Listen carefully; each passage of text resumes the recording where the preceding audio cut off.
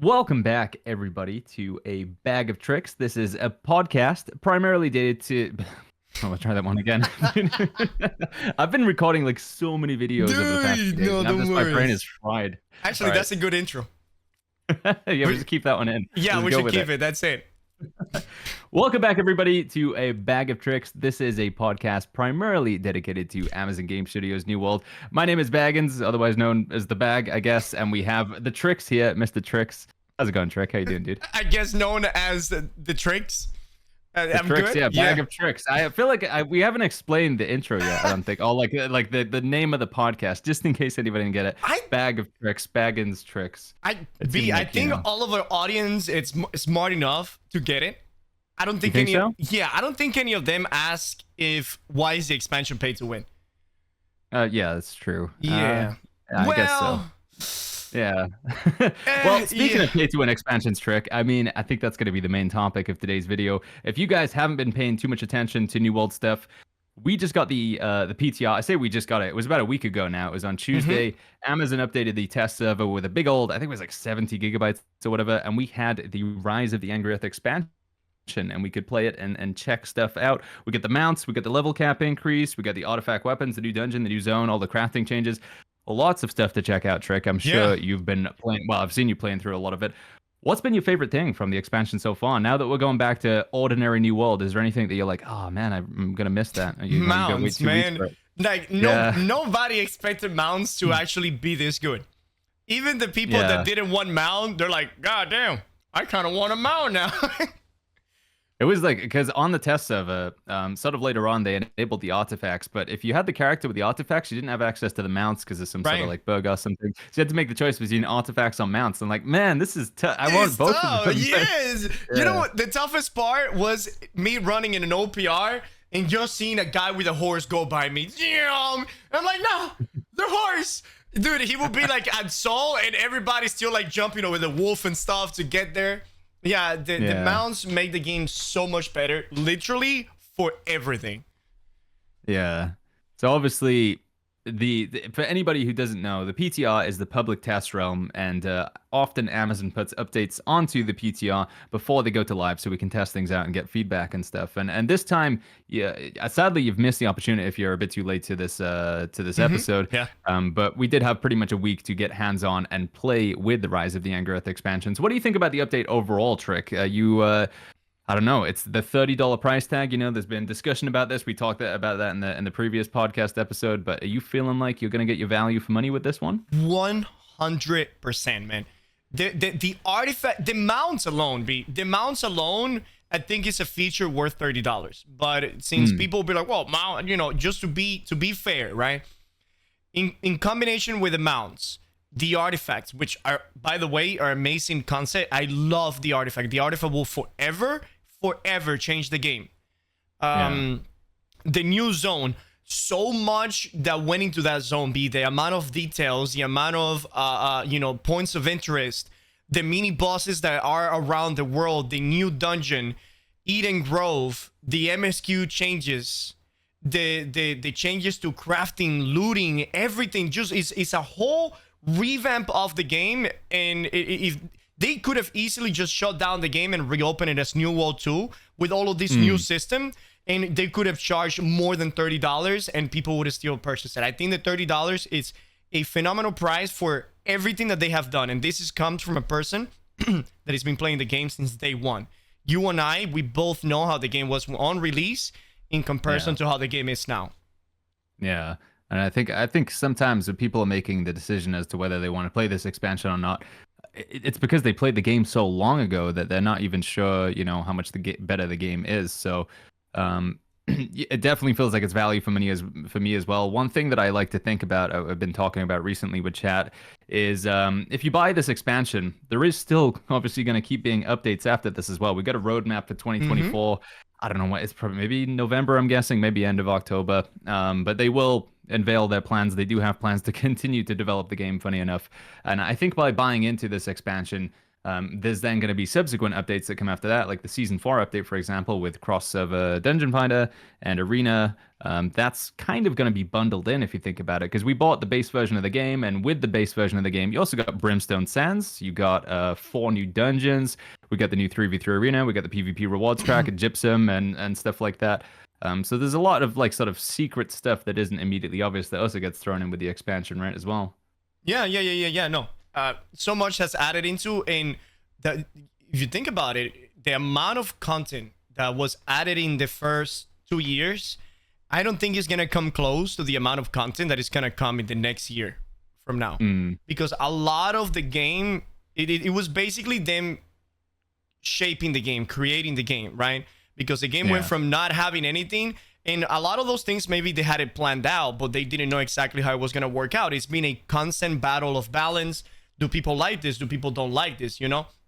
And now I can say that the game, it's actually finished and ready for release, right? And from here on, all they need to focus is on just content, because the foundation of the game is pretty stable right now, given that it has a pretty good amount of content on PvE. Like if you jump into the game right now as a new player, or returning player, you will have easily over a year of content without running out of content. A lot of the system have been, sharpened. They have been, just made the system so much better. So you're not going to have a lot of friction, a lot of obstacles to get the gear, to just getting an OPR. Even if playing a dead server, you would never have to worry about queues. And in Season 4, like you said, having cross-server arenas, that's it. You don't ever have to worry about, because the queues for arenas are going to be immediate. Queues for OPRs are going to be immediate.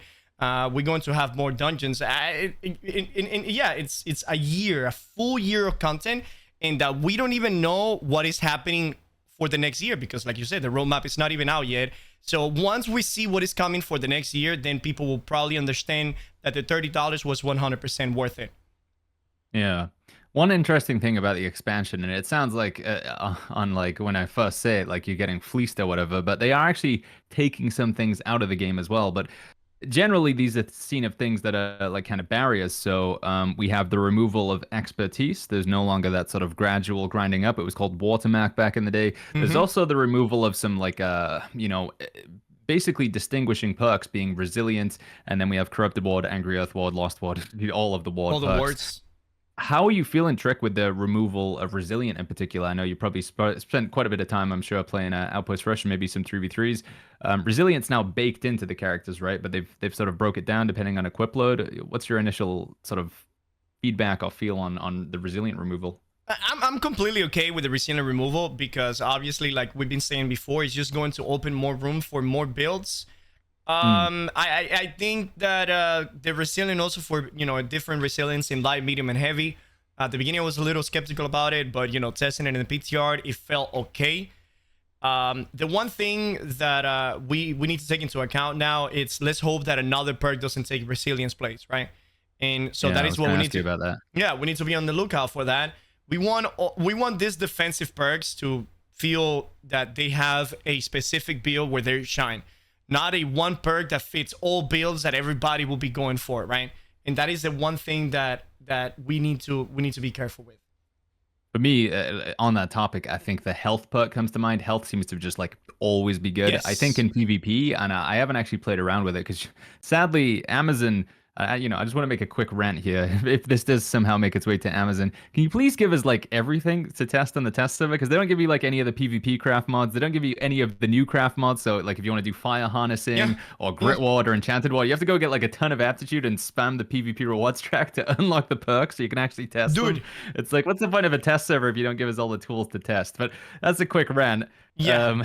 No, sure it's well deserved, right, man. It's well deserved, because these past few days that the PTR has been out, after stream, I've been going to bed around until like 2:30 in the mornings, because I've been wanting to try other builds that I don't have the time to do it on stream. So I need to go and craft it. And if I want a specific perk, then I need to craft a bunch of items so I can get the boxes and then open those boxes and hope that I get that perk that I'm looking for. And then I run out of. It's so much. It's just so much you have to go around to test something.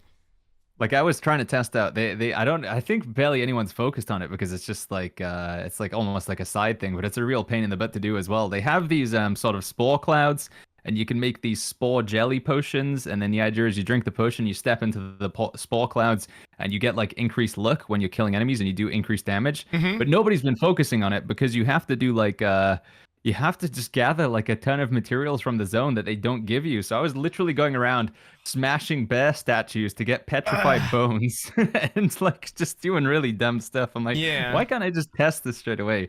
But anyway, we're gonna get derailed there. Of course, Bringing it yeah. back to the sort of resilient and the perk replacement and what is there gonna be a new thing that steps up? I noticed, and I could be wrong, shirking heals got buffed, right? And I was looking at that. Yes. I'm like, that's a PvP only perk. Is that going to become mandatory? Have you had a chance to play around with shirking heals, Trick? Yes, I actually made a full set of shirking heals. So shirking heals, obviously, we know that it has not been a very popular perk in the past. It was introduced, a very, very long time ago, and nobody ever really, really used it. Same with other perks.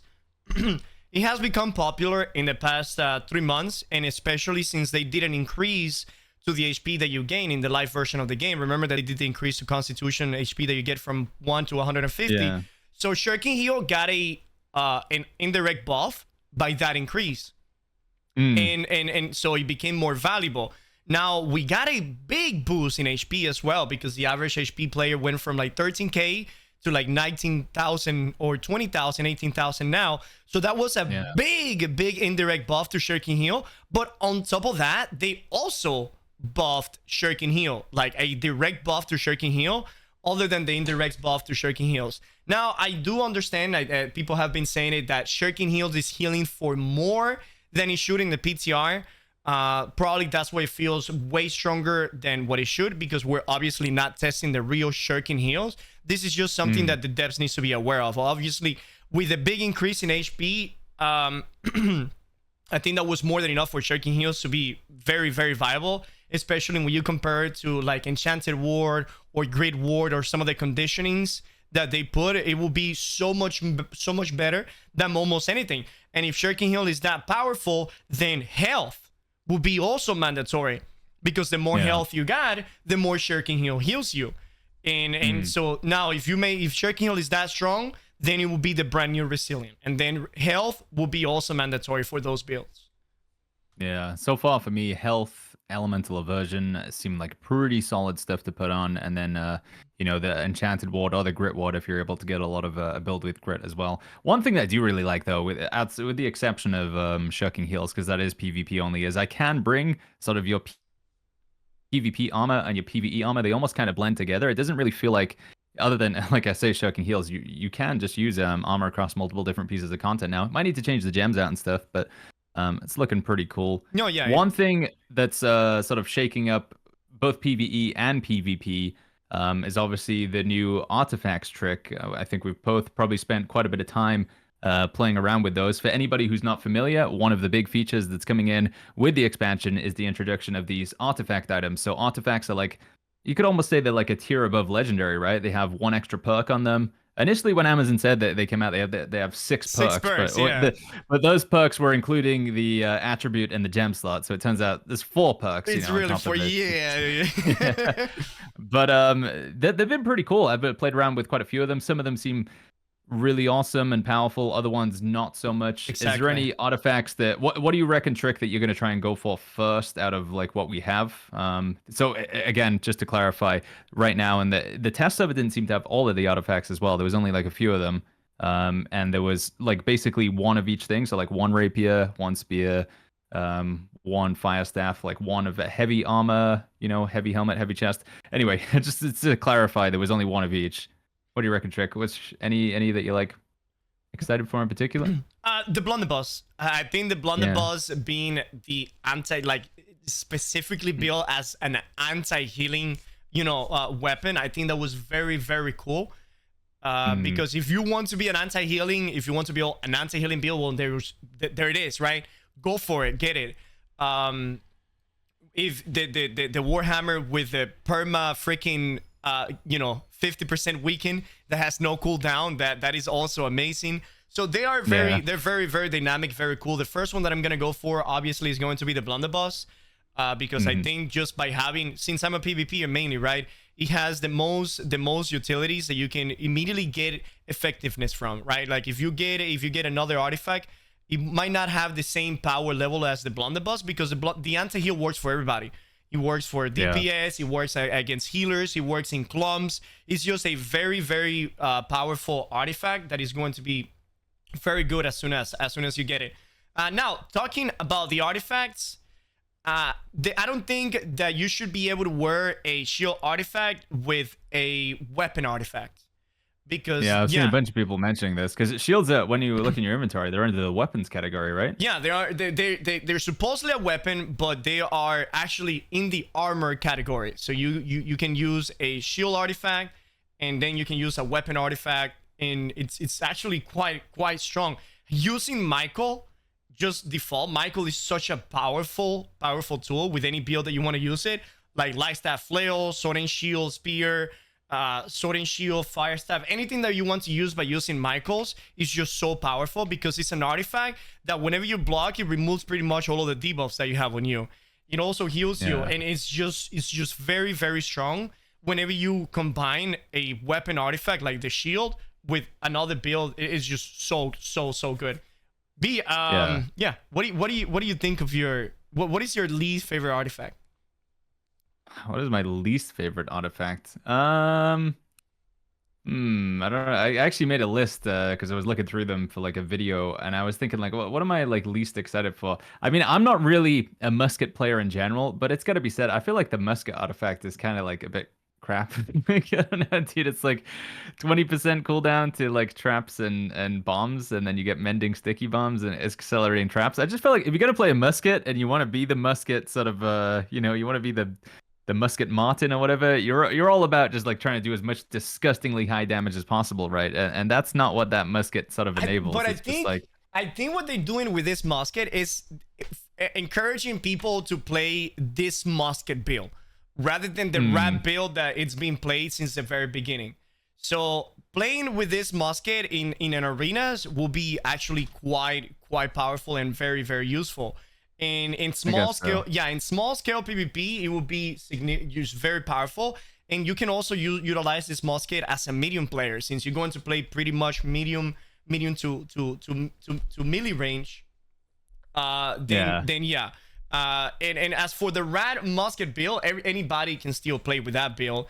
And if you notice, a lot of one of the things that they did with the artifacts was that they focus on the play styles that people don't usually play with, right? Yeah, I guess so. Yeah, it's supposed to like enable like a niche sort of play style. Exactly. I guess. Okay. All right. My second answer then, and I think this is the one that I'm more confident on, is the medium helmet. It's like the Jin head wrap or whatever. It just the perks aren't really that exciting. It's like debuffs fall off you a little bit faster, but I just don't really feel like it's gonna make a big impact on your gameplay.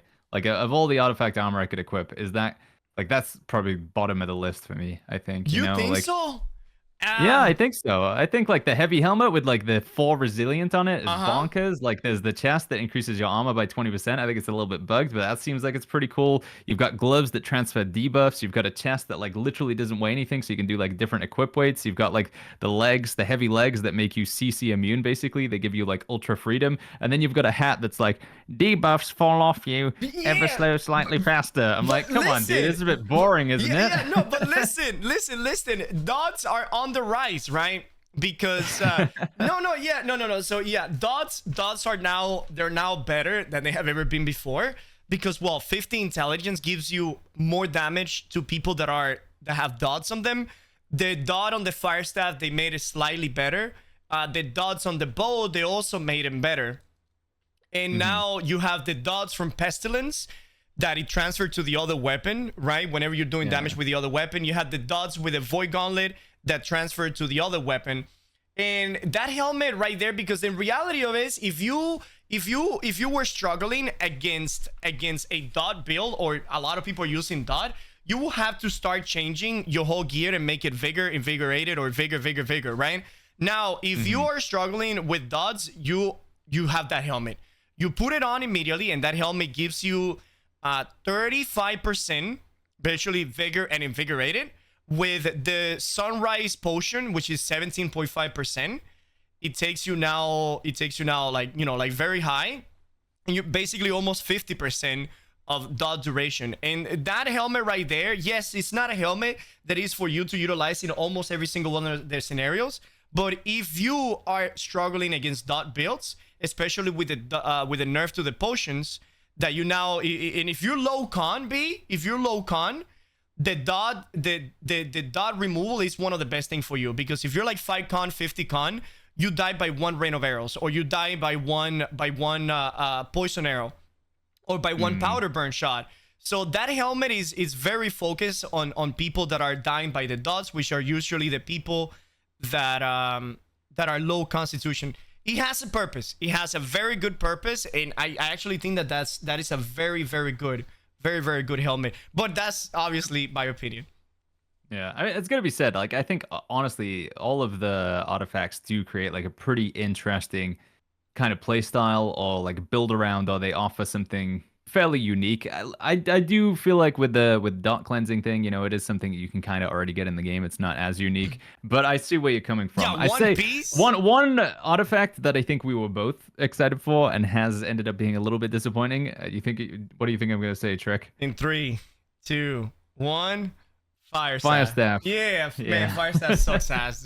Oh my god. We looked at it and we were like, oh, this looks super cool, because there's the stupid build you play where you're in like heavy armor with the sword and shield, the fat Gandalf, or you want to call it. Incinerated. And it was like, oh, we got a strength scaling fire staff, and you use like now your sword and shield can be strength, and it's like, this is gonna be really cool. And then you just hop in with the game with it, and you're like, man, this kind of sucks, man, dude. This shit deals no damage, bro.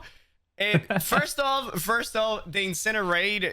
Incinerate needs a massive rework, man. Even with a 40% empowered Incinerate and the fire staff that supposedly says that it deals 20% more damage if the target is within 5 meters from you. Bro, my Incinerate was hitting for like 1,600 to 2,000. Like, what is this? What is this, man? Like, that is Incinerate is so bad. Forcing it on the weapon, I got it. I like the play style. They were forcing you to play it at 5 meters within the enemy, right? Which it makes sense, but it just didn't put out. It was better to just go with a regular fire staff. You can go with a regular fire staff and still put Incinerate, right? Put Incinerate, put like Attunement, and put like keenly empowered or whatever, and it will have the gem slot, which the artifact didn't have it. If you want the gem slot, obviously you needed to sacrifice one of the perks, you know? Yeah. And then go full intelligence, and you will do significant more damage than if you use the shitty strength fire staff. A little bit of explain just some like to clarify with the artifacts, by the way. I mean, if you haven't seen them, it's gonna sound a bit confusing. But effectively, there's a new system coming in where you can change perks on named items, including the artifacts. So the artifacts have like most of the perks are already locked in, and they're always the same. So this particular artifact fire staff is called Inferno. You get it from the final boss of Empyrean Forge. And it doesn't have a gem slot initially, and it's got there's you do more damage when you're closer. Damage can scale off of strength. It's got Incinerate, some other perk, and then the final perk you can kind of change out to what you want it to be. So it's usually like Keen or something like that, but you could change it to a gem slot because that is a perk. Vicious, okay, yeah. Yeah, so the fire staff, I don't know, it just felt like I played another game like afterwards where I just used like a normal fire staff. I just got the classic Keenly Jagged, Flame Attunement, and Vicious, and I put the gem, the rune glass gem in it. I'm like, holy flip, this is so much better, dude. This just feels so much stronger. So much better, man. So much better. The thing is that taking a perk to just put that this weapon scales with strength, that is a big L right there, right?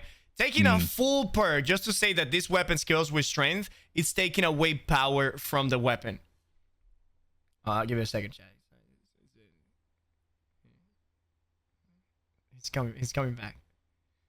Sorry, I was just talking to the wife. I was listening to what you're saying. So, okay. Yeah, scaling with strength is just... Yeah. If you compare that to other artifacts, every single one of the special perks, it deals something positive, right? Just saying, oh, this weapon scale with strength, boom, 1 perk gone. Well, now you only leave me with a 3-weapon perk. And Incinerate, I have no control of it. And then the other one is you do 20% more damage, but you also lose, by going strength, you're losing like 30% damage from intelligence. So Yeah. you don't really, So that you don't get anything. there is from another it. weapon that's like got a similar sort of thing going on, but it's the other way around. So there's the great axe, which you can have scale off of intelligence. Did you play around with that one trick? Because I've heard like mixed reviews. Some people saying it's good, some people saying it's like not so good. It's good. It's insanely powerful. The damage, because it scales with intelligence. You go 350 intelligence, and charge deals like amazing damage. Maelstrom is hitting for like 5,000 to 6,000 on average because it's an ability, right? And you do a Maelstrom, it's like 3,000. And Gravity Well, not even get me started, it deals so much damage. For a strength weapon, going intelligence and doing that much, having that much power, you should have expected the same from an intelligence weapon going to strength. But it was not even remotely close. Yeah, one thing that we saw with this expansion is they've changed quite a few of the attribute bonus points. So now you get special bonuses when you only put 25 points into a stat, and then on the other side, you can now go all the way up to 350. You could do this on live, but now there is a reason, especially to do it, because there's another bonus at 350. I feel like intelligence got some pretty juicy stuff, Trick. Like intelligence is looking pretty solid now, like across the board on all of the pips. Would you agree? Or he needed it. I think he needed it because the intelligence perks, first of all, they were pretty shitty before season 3. Like we can both agree that 300 intelligence, it's pretty bad. The best thing about intelligence, I would say, is the critical damage and the 15% increase to elemental damage. But if you look at the magical weapons, right, the main magical weapons, which is like Fire Stab and Ice Gauntlet, Void Gauntlet is also a magical weapon, but it's not considered like a damage dealing magical weapon. You know what I mean. Yeah. 90% of the damage from these weapons come from abilities. So it is understandable that they will increase the ability damage. And because they're like 90% of the damage is ability, 10% is like basic attacks. And if I don't want them to encourage more basic attack, play style in the game. We want the mages to be more ability focused, which makes a lot of sense that they're doing more ability damage. And also it will help them, at least for the mage class, compete a little bit better when it comes to PvE versus the melee players. Well, yeah, no, I think it's kind of fair as well. Yeah, and they've made a few other changes to some of the other stats, like dexterity. They moved some stuff around there as well. I think the old ability to get the dodge stamina reduction, they just yeet it out of the game now or something. That's gone. Yeah, it was initially 150 dex, then they moved it to 300 dex. They removed that out of the game now, and they replaced 300 dex, which every 15 seconds, whenever you swap weapons, you get rid of CC, which on paper, it sounds amazing, very powerful. The downside to that is that in the past 2 years, we have been so used to every time we roll swap weapons, because it's a habit that we build, because that is the way that the game was played. If you wanted to play fast and effective, that's how it was. So now we need to break down the habit of every time. Does that like consume the buff then? Like when you swap, even if it... Oh, it's interesting. Because if you have any sort of slow, it immediately goes on cooldown. So if you don't have one of those on you, immediately goes away. But if you get staggered and you swap weapon, I think it goes away. If you get slow, even if it is by 10%, and you swap weapon, boom, it goes away. And now you're sitting there getting stunned, and you're like, why is it not going away? And it's because you used it for a silly 10% slow that you didn't want it to. So yeah. Okay, I see. Interesting. What do you reckon? So, like, I don't know, to round out the artifact talk before we move on to a different topic, I think there's two last things to talk about. One, there was a few artifacts that we didn't get to see in the game, right? There's no bow, life staff, ground shield, and there's a few pieces of armor as well that I think are missing, like light legs and light gloves and stuff. Do you reckon those are they're not going to be there on release? So do you think there's a problem with them going to PTR or something? Yeah, like, are we going to see a ice gauntlet and a bow, you reckon? I think that's what it was. They were either not unique enough in a sense that they were not, to be considered artifacts, or maybe they were reworking it. They were probably too weak, or maybe too powerful, or maybe they just didn't want to give us all the artifacts at once. So we will focus on the ones they gave us. And if you give all those artifacts, there were going to be a lot of artifacts that were not even touched. And it's a good amount. And I'm sure they're coming, because we already had the data mine of those artifacts. Maybe they're not coming on release. I'm certain that it will come on release, but if they don't come on release, then they will come, shortly after. What's your trick top three for artifacts then? If you had to say like the best three artifacts right now, or the ones that you're like, gonna try and acquire the fastest, what do you reckon, Trick? Well, as acquiring it faster is gonna be because of my playstyle. Is what I like to play, right? So like it's gonna be blunderbuss, of course, because blunderbuss is like one of my favorite weapons in the game. I'm not gonna go for the fire staff unless they rework the fire staff. So it's gonna be blunderbuss first for me. Second, if we have a bow, then I'm gonna go for the bow. And the boots from the season pass, the Tumbler shoes, they're quite something. They're very, very good. But if we talk about actual power, which artifact seems to be the most powerful, given the things that they have, I will say blunderbuss. We cannot take away the blunderbuss, and it's not because it's too overpowered. It's just because of what it does. That mega anti-healing, nothing exists in the game like that, right? So having one weapon that is so focused in countering the heals, that is what makes it unique, and a lot of power comes from that. The second one that I saw that it was very, very strong was the rapier. That Tondo, the Tondo giving weakening and increasing the damage that you take. On top of that, reducing the damage that you take from the enemy. So you can use the rapier as a secondary weapon right now. Just Tondo the enemy, and you will do 15% more damage to them. They will do like 25% less damage to you because of the weaken and just the flat out damage reduction. And so you could go with even a tanky build and just apply the Tondos. And whenever you have 3 Tondos, you can just let them go. It can be used in PvP. Could also be used in PvE equally, and it's going to be equally strong as well. And as for the third one, it has to be, I think, Tumbler shoes. It's not working at the moment, but I think Tumbler shoes is going to be super powerful. The fact that every time you roll, you get 25% fortification. That's essentially 5 shuriken fortification pieces. You also get a 15% empowered, which is the all, Kingly Empower, since Kingly Empower just got nerfed by 5%. And on top of that, you get shuriken heals. And yeah, it's such a good piece of armor that if you're light or medium, everybody should be playing with that. Interesting. My top three, somewhat similar. I've got blunderbuss in. I think that blunderbuss is truly disgusting, and I'm terrified. Going any PvP scenario, I'm gonna see that blunderbuss is just gonna be like, as a healer main, it's gonna ruin my day, man. Yeah. It's got so much healing reduction on it. In at number 2, I guess I didn't put these in a particular order, but I put the greatsword in there. Actually, I think Serenity is like, if you're gonna use a greatsword, you're using Serenity. I feel like the bonus perk on it is just strictly. It's just always good. It's just like you do extra damage and you take less damage, right? Which is just like, that just takes the greatsword and makes it better, I feel like. I think it's more of a PvE approach, given that in PvP you're constantly swapping weapons and swapping stands. In PvE you use one onslaught stance, and then you have that 20% increased damage just spamming your heavies and heavies and heavies and heavies. So yeah, I can see how it's actually quite powerful for PvE.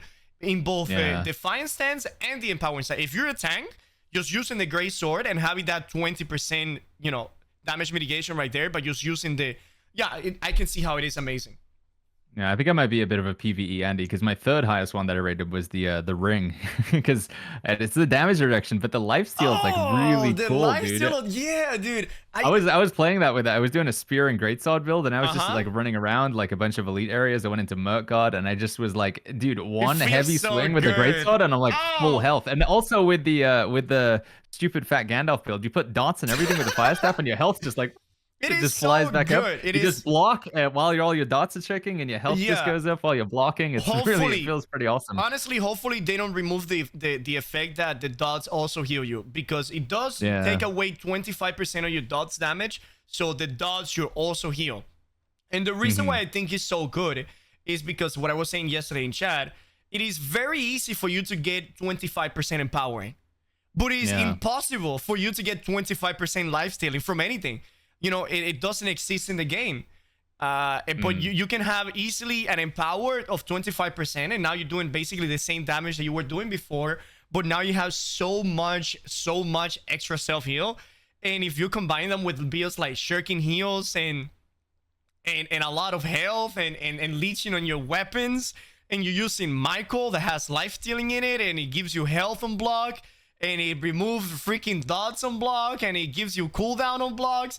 Like, this is freaking ridiculous, man. But that is very exciting. It's very exciting that this because artifact they should be powerful. Every single artifact should be powerful. And the only difference between me and you is whatever artifact we're playing and what build we're playing, right? It's not that your artifact is better than mine. You know, if you're beating me, it's probably because your build is to counter my build. But every artifact should feel very, very powerful in its own way. And that is why probably we see the fire stat not being that powerful, because it doesn't add any identity to the weapon. The weapon is still played pretty much the same, and it doesn't add anything unique to it. And then I can see why you might think that the musket artifact is not that awesome either, because it doesn't really change the play style. Like, it doesn't alter it. It just forces you to play with a trapper build. It doesn't do like the trap explode and send you flying 10 meters in the air and then you do a backflip and shoot him, right? So yeah, it doesn't have any awesome things like that, like the other artifacts do. And since we're talking about awesome artifacts, how about the spear? Yeah, I think that is definitely a PvP oriented weapon. I think in PvE it's like kind of gonna be a bit troll, but in PvP I saw some like clips of people, like I think it was Idorian or whatever. He was like throwing the spear and then pulling them in and then blunderbusing them. I'm like, oh my god, dude, this looks so like oppressive. It is very, very oppressive, and that was one of the things that I covered this morning on stream. I think the javelin is too strong. Because usually if you use the javelin on a light player, it's 100% guaranteed kill. Because the javelin is doing now 160% weapon damage. The javelin has damage modifier the further the enemy is. And on top of that, it has a ridiculously low cooldown. And it has a very long CC. Because you are CC'd the moment the spear hit you. You're flying, you're CC'd. You land, you do the whole tumble animation, you're still CC'd. And now and it deals an insane amount of damage. A spear, the javelin itself is doing like 3,000 to 5,000 damage. So it's already taking a big chunk of people HP. And on top of that, it's gonna put him in front of you like a plate, ready to be eaten by a blunderbuss, which that is what the blunderbuss excel at, or by any other class. If like a friend of yours with a fire stab is sitting next to you and you pull him in, and two players see this freaking fish out of the water, they were like, bah, bah, bah, bah, 50% rendered, done, dead. Yeah, there's almost no counterplay. It's amazing. I tell you what, man, for PvP, I'm definitely thinking that I'm going to be breaking back out the thrust damage absorption gems and amulets, dude. I'm feeling like blunderbusses and muskets and spears, everything's sticking into me, all of these sort of thrust projectiles, dude. Blunderbuss is doing like 17 to 15,000 damage on every shot. If used with a void gauntlet. If used with a void gauntlet, you apply those every time you shoot an enemy. You apply a 10% ren, and musket is doing like easily over 10,000 damage. But the thing about it is that, remember, they do so much magical damage, so much magical damage. And blunderbuss, 90% of the damage on the blunderbuss is fire. Yeah, true. Yeah, so you might want to probably put, but the thing is, even if you put a lot of fire protection, the javelin is still hitting incredibly hard, and it doesn't need to be the blunderbuss. It could just simply be the spear. You could hit an enemy with a javelin into a basic attack cyclone, and the enemy's on the floor, meaning that you're doing 25% increased damage to them. They are 50% rendered, and you can do a basic attack into a freaking cyclone.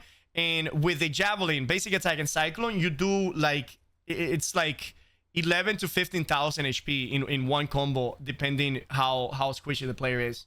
Yeah, that javelin needs to be probably tuned down a little bit. Either reduce the damage so the javelin itself doesn't do an insane amount of damage, because it's a CC after all. It's a CC after all, and the fact that it's hitting for over 160% weapon damage and putting the enemy right there in front of you with a 50% ren, either reduce the ren or reduce the damage, is very strong. And the best thing about it is the cooldown. Man, you hit with that javelin and you can use it again like 4 seconds later. And the spear has very short cooldowns as well. Maybe some spicy games, dude. But you know, I like these artifacts. I like how much they shake things up. You know, Yes, it does yes, it's feel very like exciting. we're. It's kind of what I wanted Heartrunes to be almost. I was like, all right, we're getting this new addition to our builds. Everybody's going to be playing like a slightly different Heartrune, which is like, oh, that's the healer with the Stoneform Heartrune. That's the healer with the, you know, the Yeah. Firestorm Heartrune or whatever. And it's kind of become that, but it doesn't really feel like it's that impactful. But these artifacts do feel like that. I mean, no, that's downplaying it. Obviously, the Heartrunes did make a huge impact when we started Yes. seeing like people detonate dive and stuff like that. Oh But yeah, yeah, yeah, yeah, yeah, yeah, yeah. this like continuation now of like adding on this next layer of customization to your build. I'm just, you Mm-hmm. know, I like this. I think we're the next step is to sort of add those you know, like add the sort of gear set, you know, where you get 4 pieces of the same perk on your armor and you become like the Fire Lord or whatever. And it's, you know, Yeah, it's that's what cool. we need next, Yeah, dude. yeah. Build identity where there's a fire stab, but there's several builds with a fire stab. Oh, like that guy is using that fire build, or this guy is using that fire build. Right Mhm. now, the fire stab again, it barely has any identity. Either you are a flamethrower player, or you are the non-flamethrower player. Right? Yeah. That's basically how it goes for fire stab, because everybody uses burnout and everybody uses, you know, either fireball or incinerate, or not incinerate, pillar of fire. If you don't use Mhm. flamethrower, then it's fireball, pillar of fire, burnout. If you use a flamethrower, if you use flamethrower, then it's burnout, flamethrower, and either pillar or fireball. So yes, the fire Yeah. staff needs an identity ASAP. And talking about new Heartrunes, what do you think about the freaking monkey ape Heartrune? Dude, I think it's a fun Heartrune. I like it, but I think every time I use it, I don't know. You get some impressive damage for a little bit, then I just feel like I start like dying though, because I don't know. It's like you can't use any abilities. You can drink potions while you're in it and stuff, but You you can, do, yeah. yeah, but you said you lose access to all your abilities while you're Yes, you doing it do. and stuff, But and I feel like you need a lot of your abilities. I don't. I guess it's usually because I'm playing like a life staff build or right. something, so I can't really go in. Guys, I'm just gonna stop healing and go monkey No, mode but for I a was doing second here. that. I was doing that. I was hitting. I was sending order protection, beacon, and then going monkey ape. And the thing, whenever Yeah. you use it, you stagger the enemy. So I was doing smite, right? I was doing the smite as staggering, and then doing monkey ape. And whenever you use it, it deals like 3,000, 4,000 damage. It's crazy.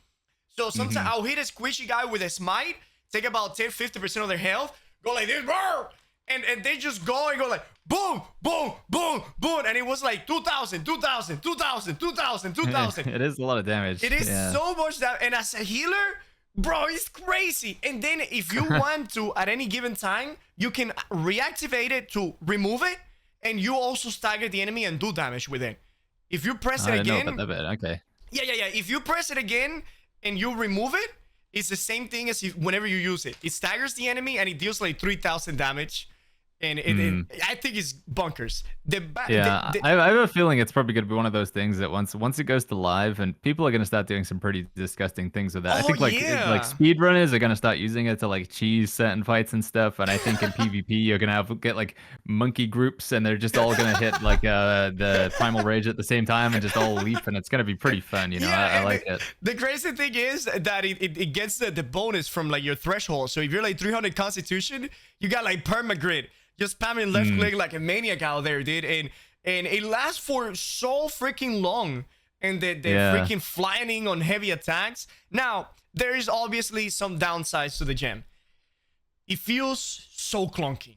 Oh my god, Yeah. it feels so clunky, especially the heavy attack. It feels I very, don't know if very it's just. clunky. I don't know if I'm just dumb, by the way. There's been a bunch of times where I press it, and then I don't know Just- if I accidentally press the No, button no, it again, but just it goes just like away. I do it, and then I shrink again. I'm like, what the Yeah, heck no. just It happened has there? like a 90% chance that it doesn't happen. Yeah, so that doesn't feel great. Yeah, man. Like dead ass. Like it only works 1 or twice out of 10 times. But that is obviously a problem with it. And people are like, "Oh, you're just pressing the ability too quickly." I'm like, pressing it once, you go like, yeah, it You're, just, you're about to go Super Saiyan, and then you're like, nah, you're I'm like, tired. yeah. Oh man. Let's shift topic to another thing Yes. that another big impactful change, or at least I think so. So there's been some debate about this. I see a lot of people asking in chat. So we've had some changes again to the equip loads. One, with the resilient being baked in, but two, They also made some improvements to, I think, it's like the amount of health you get from Constitution, or also the dodge as well. The medium dodge feels My really good now, dude. goodness. And the heavy dodge is not that bad either. Yeah. I've seen a lot of people ask me in my chat, like, are we playing, is medium healer the thing to go Yep. for? In my opinion, for PvE, I think it is pretty much going to stay the way it is. You get maybe Yeah, your tanks and light. heavy, Yeah, but light. probably most players are going to play light because you just get the big DPS, and it's all just about doing the biggest numbers. But what do you think in PvP? Are you seeing this medium or heavy meta coming this way, Trick? Do you think it's going to be bro? Medium healer. Medium flail is just so strong. Being day one of the PTR coming out, medium flail heal with AoE heals that you swap into. And the flail gives you an insane amount of fortifications. It gives you so much fortification, and the fact that you can block, so you can even if you're low HP, you can use a beacon, a sacred ground, and just simply hold your right click, get that HP back. And whenever you're about to run out of stamina, you can either do like a smite, or you can do like an arcane vortex. It is just so powerful. And going forward, obviously there's still going to be the builds. That will utilize the light staff. For example, wars. I think wars still going to utilize light staff. And all for OPR as well, because not every healer wants to be in the fight. Not every healer wants to be a flail medium player. But the fact that we have the opportunity to go that way now is actually very good.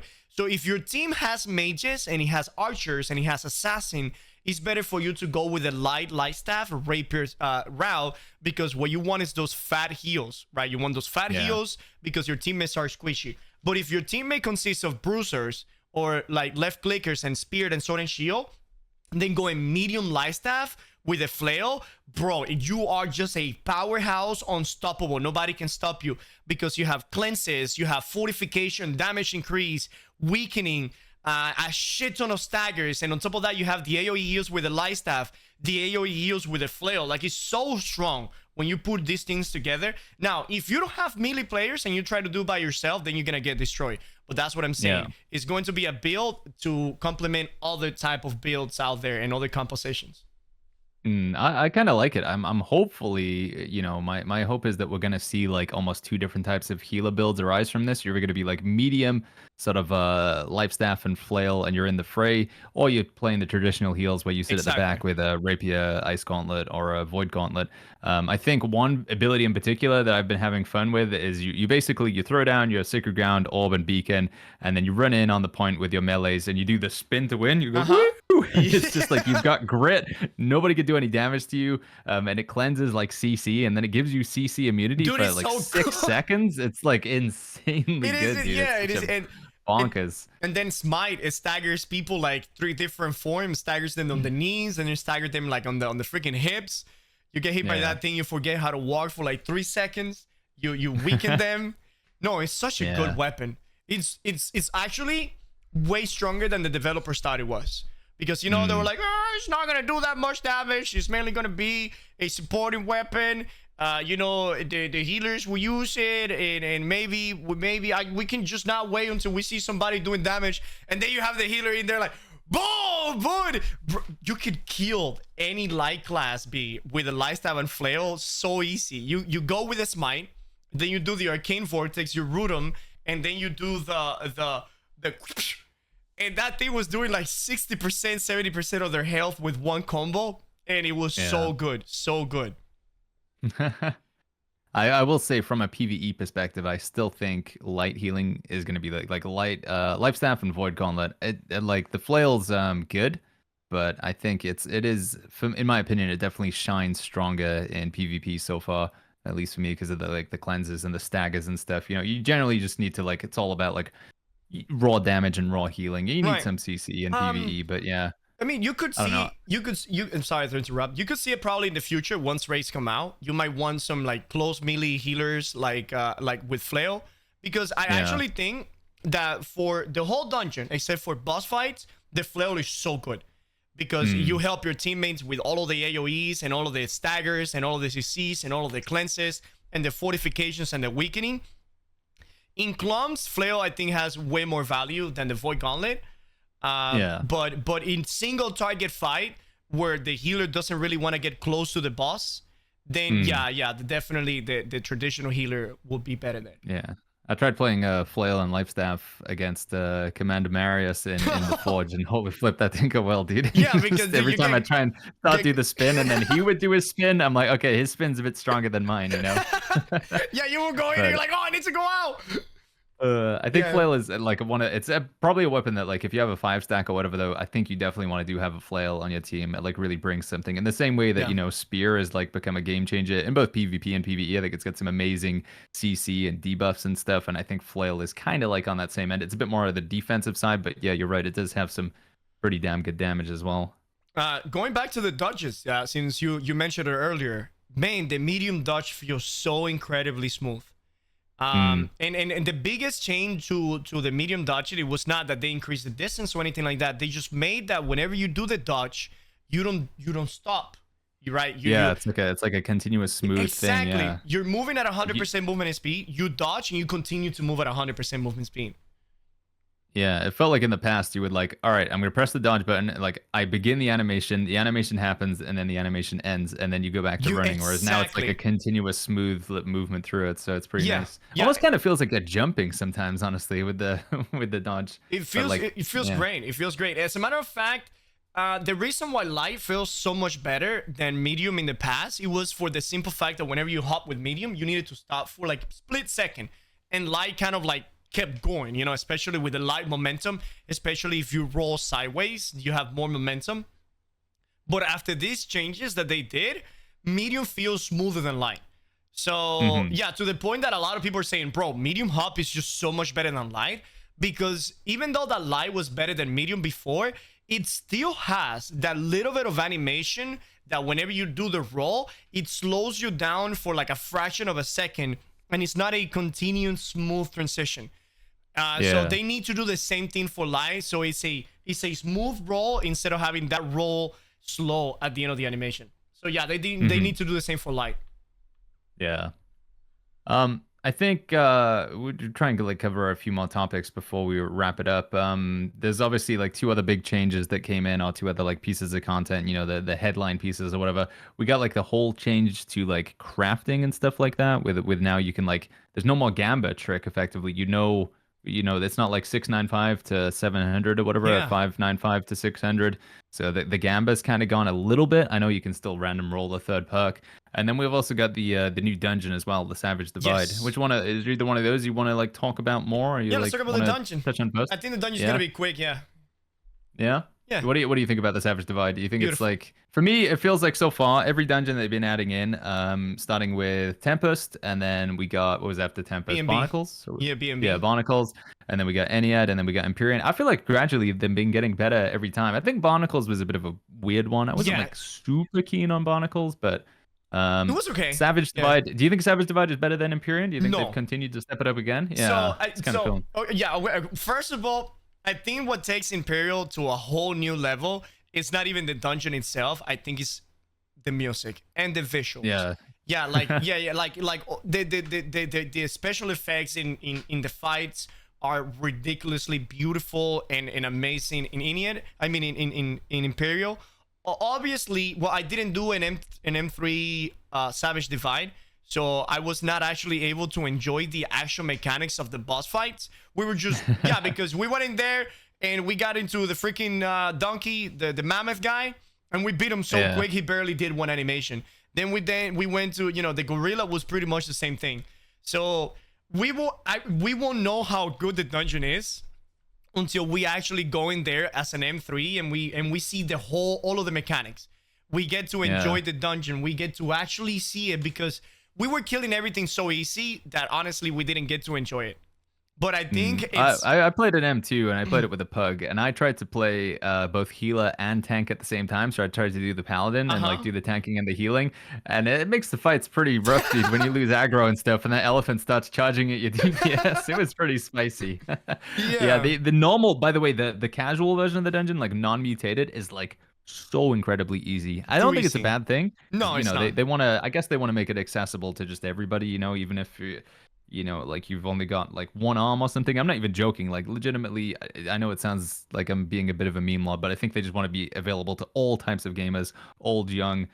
impaired or not. I think the normal dungeon's supposed to be like that, but yeah, it is like super easy breeze Super mode. easy. M1 didn't really feel too difficult. No. M2, if you have a bit of a dodgy pug, it can be kind of rough. And yeah, that elephant man, he's like, let me tell you, when the mechanics start stacking on top of each other, it's like pretty nuts. He's laser beaming you. There's fireballs. There's ice on the ground. He's charging somebody. Everybody's screaming. Yes. It's cool. I think the cool. fights are pretty chaotic. Yeah. But at this time, I think one thing that I didn't like about Empyrean Forge, the final boss, it gets a little bit claustrophobic sometimes because, you know, the guy, he's spinning around with his axe, there's volcanoes on the ground. Then the ball comes down as well. You're like, what the flip is going on? Like, geez, man. And the walls are all like really closed in, so you can't see anything. It's a nice big arena. So I think the boss fights are cool and they did a pretty good job. I don't know. It's just something doesn't really like, the dungeon hasn't seemed too special so far.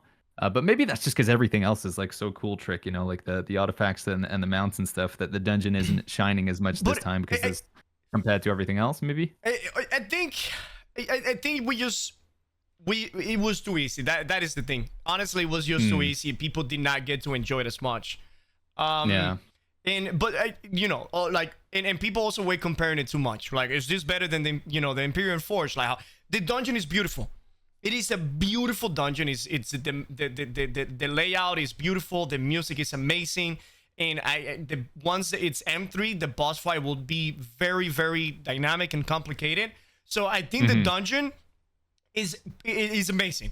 It's amazing. Yeah. We should not be comparing it to Empyrean Forge. They're completely different dungeons.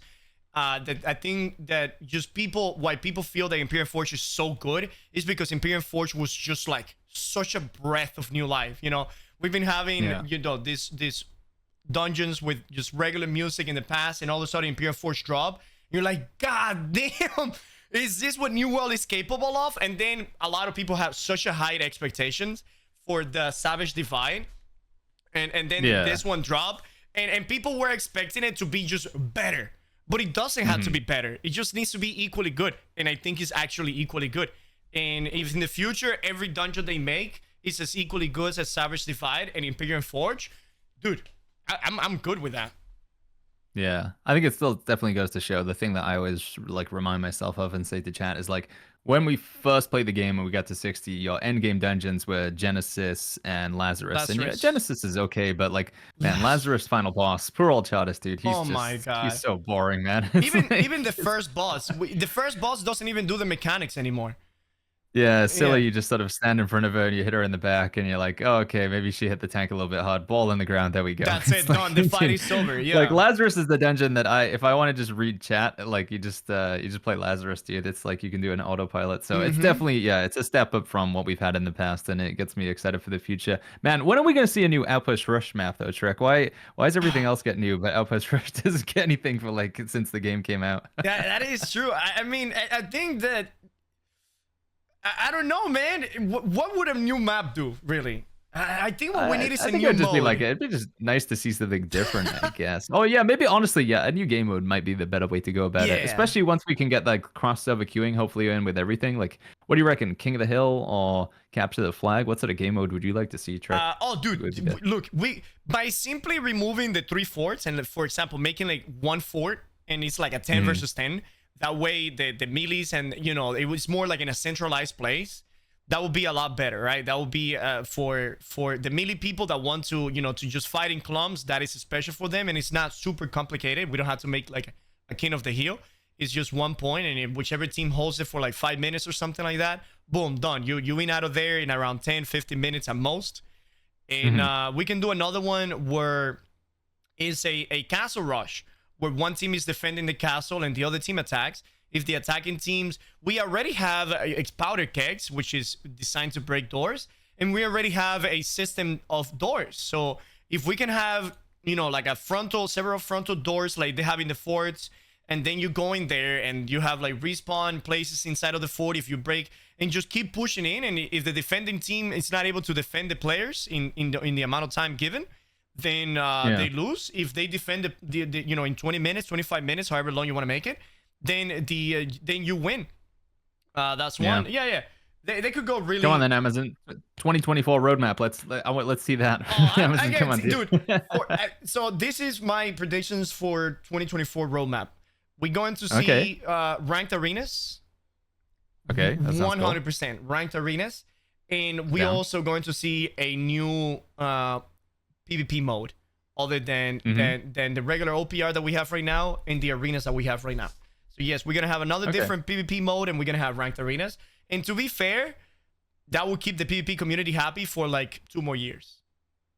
Yeah. Well, yeah, I think so. I mean, they've got what we've got so far with what we've done. What do you think about the? I guess we really quickly touch on it because I do want to get to a little bit of. I feel like we need a little bit of drama in this episode before we wrap it up, Trick. So I'm going to ask you a spicy question. But Send it. the revamped influence PvP push. What do you think? Do you feel like that? Did you try that? And if so, does it feel better than the the mission push? Do you think it's going to lead to more open world PvP? Dude, like it's so much better than you don't even need to run PvP missions anymore.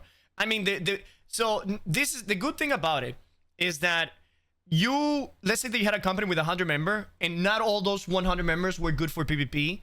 And let's all be real. You had the people in your company that you only had them in your company because they're just animals at running PvP missions.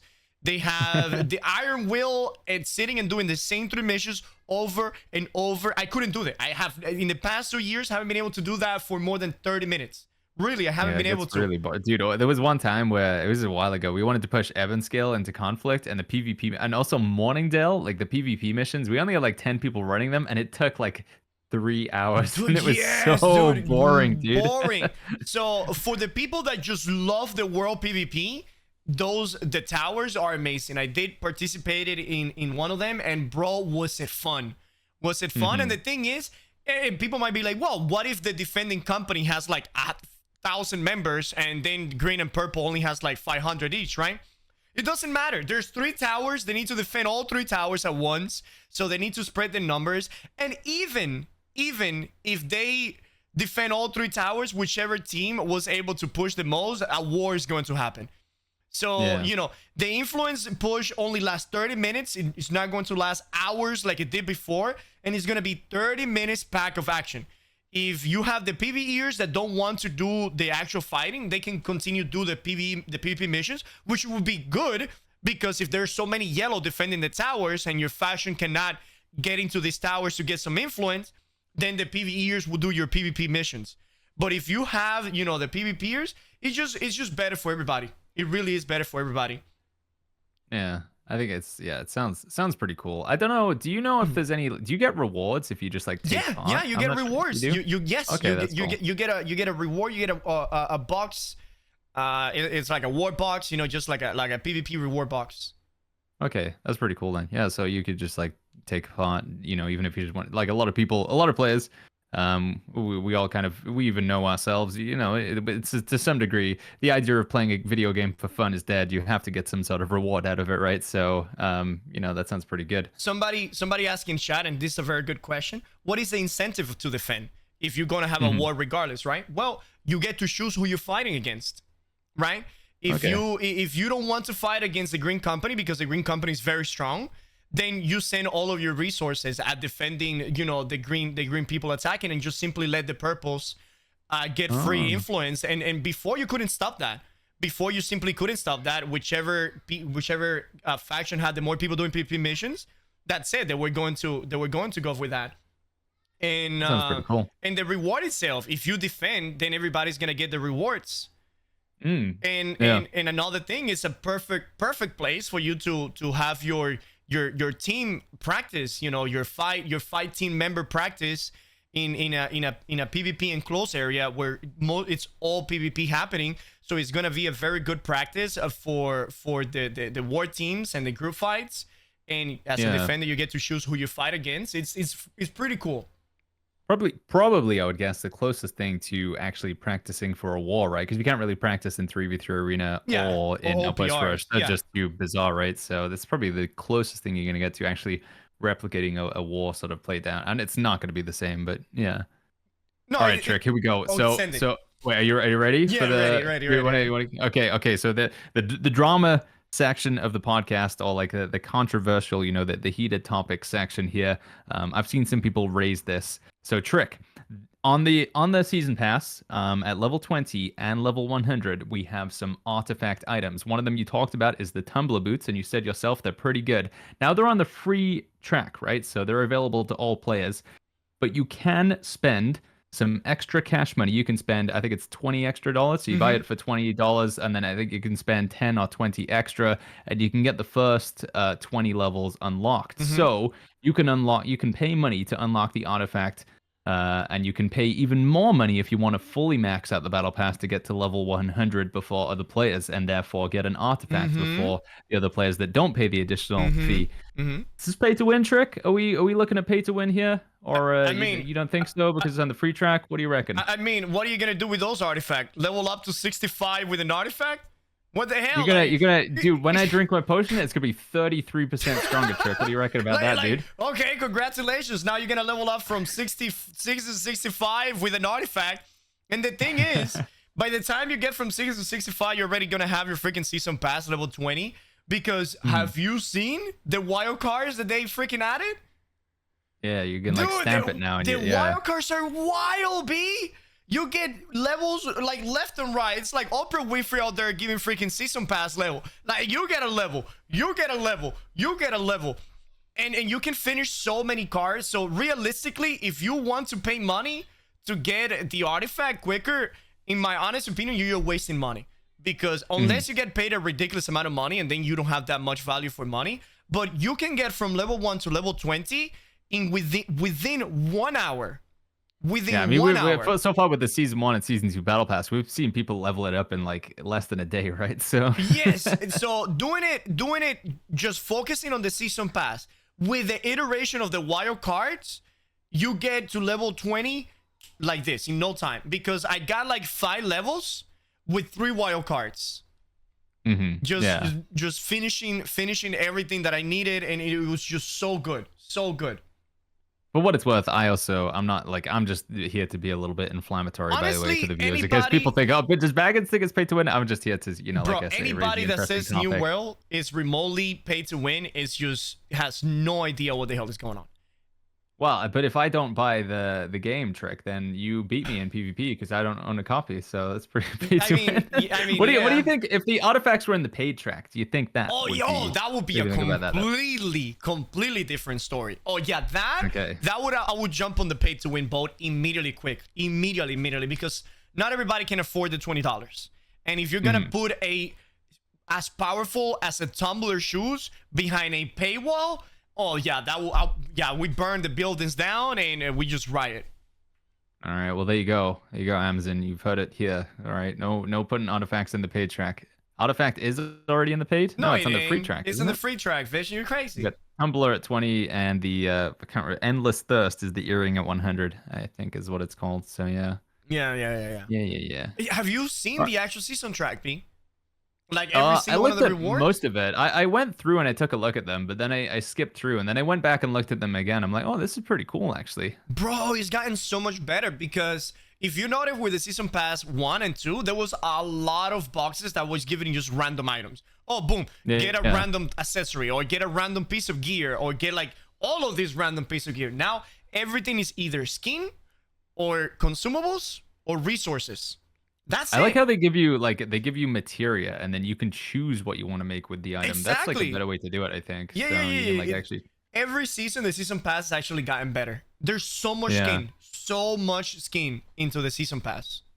Although I will say though, one downside trick, season 2 battle pass I think is going to be a little bit better because we did have the sort of sandworm, emote where you could flop around on the ground doing the worm. That was like honestly Biss emote, that was actually pretty badass. Yeah. Yeah. All right, Trek. It's been more than an hour, dude, and I think that honestly, there's still so much to unpack. We didn't really get to touch on the crafting too much, but we should be able to get on the cheeky podcast in. We've got about 2 weeks to go until the expansion actually drops, 3rd of October. We have had it confirmed, by the way. There won't be a pre-order. On that note, real quick, I'm kind of worried, Trick, that do you think how they're going to do it with a download? Are you just going to have to like right by the game download and then the servers are up? Do you think the servers will be down so we can at least kind of like pre-download a little bit? Yeah, for sure. First of all, it's not going to release the time and the hour that they're saying it will. So it will. But you saying it's going to get delayed, Trick? What? No, I mean, the thing is, there's never been a delay in New World. What are you talking about? So I love AGS, and let's all pray and wish that it doesn't actually have a delay. But let's be realistic. We just have to be realistic. There's so many different freaking systems that have been added into the game, and they were only tested in the PTR by about 1,000 players, and there were so many problems happening. Imagine when the actual season 3 comes out and you have an influx of tens of thousands of people just coming in at the same time. Something is gonna go wrong. Yeah, 100%. And there will be a delay. There will also be queues. There's gonna be queues, and then something is gonna break. And it's an expansion. Even games like World of Warcraft, Final Fantasy, that have been in the market for so many years, whenever expansion comes out, everything breaks. Everything breaks. They had to shut down the servers. They had to restart it. So yeah, it's going to be chaotic, and you shouldn't worry. But I'm surprised. Yeah, I'm surprised that you cannot buy it at least 24 hours earlier before release. Yeah, they did let it. They let us pre-download the PTR actually, so maybe there's good evidence that you'll be able to pre-download the patch in some way, but then you just have to sort of pay to properly unlock it or something. I don't know. Yeah, I actually, since they said that you don't have to pay to actually play the game, but you still need to download those assets. What is that? Yeah, because I assume that we're not gonna have players on 2 different versions of the game, right? Exactly. Yeah. They also said that like you still will be able to actually. I was surprised. I thought Outpost Rush and 3v3 would be strictly off the board, but apparently you can still queue into them. You can go to Eden Grove. Yeah. So. Yeah. Yeah, 100%. You're gonna get the update, and then you just probably have to pay to go to those new areas if you want the box and the files to say it's like unlocked. Yeah. Didn't they say that it was gonna be an in-game purchase? I think they said that. No, they were saying that the battle pass is the in-game purchase, and the thing is a purchase on Steam. No, wasn't that what Katie said? But that's the thing. I thought Katie said that it was gonna be an in-game purchase. Or Steam, or somebody said it was a Steam. They did say that it was in game. Okay, I heard Katie said that it was gonna be in game. We need to probably watch the developers update again. Yeah, you watched it at like 2 times speed, right, Trix? I did too. Katie said that the battle pass is in game purchase. Yeah, the in-game purchase is the battle pass, and the expansion is a season pass. Because she was asking if they're going to be bundled together, right? And she was like, "Well, no, because they're kind of separate ways that you purchase them. One's through Steam, one's in the game." I'll rewatch it anyways and see exactly what she said. Yeah. All right, man. We'll talk more about the expansion in the next podcast episode. If you guys enjoyed this one, wherever you're watching it, whether it's on YouTube or what are the podcasts, Spotify and the Apple podcast and all that stuff, make sure you go ahead and leave the good reviews and the likes and the comments and all that stuff. Helps us out. This has been the Bag of Tricks episode about the expansion trick. I'm pretty excited, dude. I'm very excited. Yeah, and this was episode 10, I think. I think we just did 1-0. Double digits. Double digits. Man. Unbelievable, dude. We've been doing this now for a long time. Yeah. I mean, we covered pretty much everything. Yeah, it's been good. All right. Well, we'll catch you guys all in the next episode. Trick, thank you so much for hanging out and the conversation. Looking forward to the Rise of the Anger Earth expansion. Catch you guys next time. Good boy. Bye-bye.